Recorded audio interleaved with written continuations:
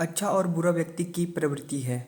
लेकिन सवाल यह है कि क्यों और कैसे कोई व्यक्ति अच्छा या फिर बुरा बन जाता है।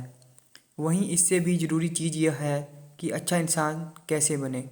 आज संसार में चारों ओर बुराई ही बुराई है। दंगे फसाद, लड़ाई झगड़े, हत्या और आपराधिक कामों से जुड़ी खबरों की कोई कमी नहीं है। इसका कारण है इंसान का बुरा बनना। जब इंसान की प्रवृत्ति बुरी हो जाती है तो संसार भी बुराइयों से भर जाता है। गौतम बुद्ध की इस कहानी से जानेंगे क्यों कोई व्यक्ति बुरा बन जाता है और बुरे काम करने लगता है। साथ ही इस कहानी में जानेंगे कैसे बने अच्छा इंसान। एक गांव में एक शातिर चोर रहता था। पूरा गांव उस चोर के बारे में जानता था, लेकिन इसके बावजूद भी कोई उसे पकड़ नहीं पाया। उस शातिर चोर ने अपना संपूर्ण जीवन चोरी करने में लगा दिया। इतना ही नहीं, आसपास के गांव और नगर में भी उसकी बराबरी का कोई चोर नहीं था। चोर का एक बेटा था जिसे वह अपनी तरह ही शातिर चोर बनाना चाहता था। इसलिए वह अपने बेटे से हमेशा कहता था कि कभी किसी साधु या सन्यासी के उपदेश को मत सुनना। यदि कोई कुछ कहे तो अपने कान बंद करके वहाँ से भाग जाना। बचपन से ही उसका बेटा अपने पिता से इन्हीं बातों को सुनता आ रहा था, जिस कारण ये बातें उसके मन में बैठ गई थी। ऐसे में बड़े होकर बेटा भी अपने पिता की तरह शातिर चोर बन गया। एक दिन उसे बड़ा लालच आया और वह राजा के महल में चोरी करने के उद्देश्य से जाने लगा। तभी रास्ते में लोगों की भीड़ नजर आई। चोर ने देखा कि लोग एक सन्यासी के चरणों में गिरकर उनका आशीर्वाद ले रहे हैं। वो सन्यासी गौतम बुद्ध थे। चोर साधु सन्यासी से दूर रहता था, क्योंकि उसे अपने पिता की यही सीख मिली थी। लेकिन भगवान बुद्ध को देखकर वह अब उनकी ओर आकर्षित हो गया। इसका कारण यह है कि पहली बार उसे किसी तेजस्वी व्यक्ति के दर्शन हुए थे। अचानक उसे पिता की बात याद आ जाती है कि साधु सन्यासियों से दूर रहना चाहिए।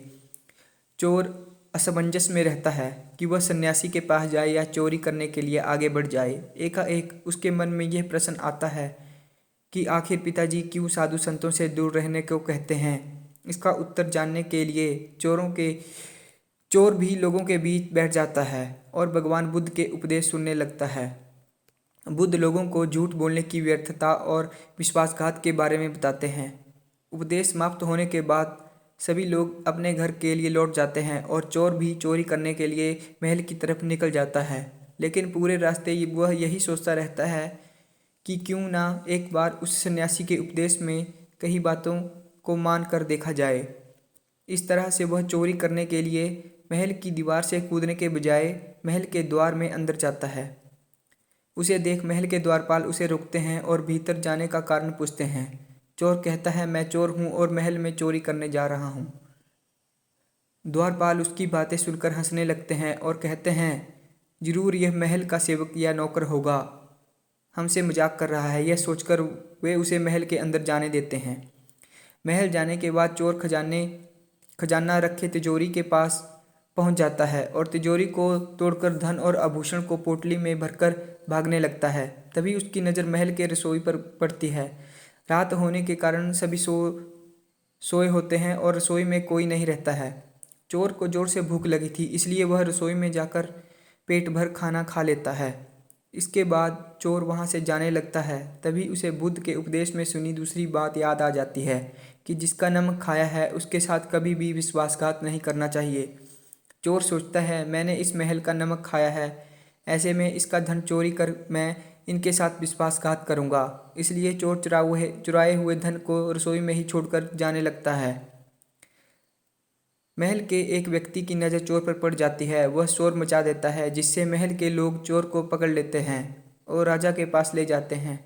राजा चोर से पूछता है कि तुमने चोरी कर ली थी, फिर इसे छोड़कर क्यों जा रहे थे। चोर कहता है, एक सन्यासी के उपदेश के कारण।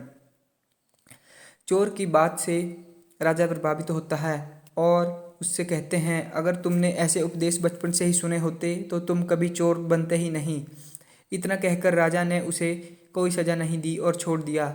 लेकिन राजा ने उससे कहा कि एक बात याद रखना, सही संगत और सही उपदेश से ही व्यक्ति अच्छा इंसान बनता है। बचपन से ही गलत संगत और गलत उपदेश मिलने के कारण वह बुरा व्यक्ति बन जाता है। संगत और उपदेश व्यक्ति का जीवन बदल देते हैं।